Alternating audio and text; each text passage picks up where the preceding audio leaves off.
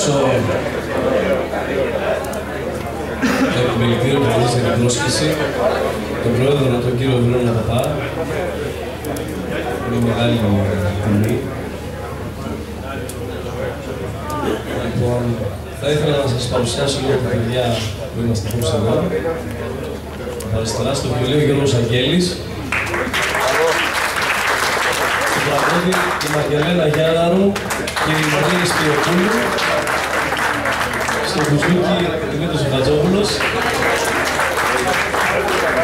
Στο πιάνο ο Άκυρος ο Παραπέλας. Και στα ακουστά ο Άκυρος ο Πεταλάς.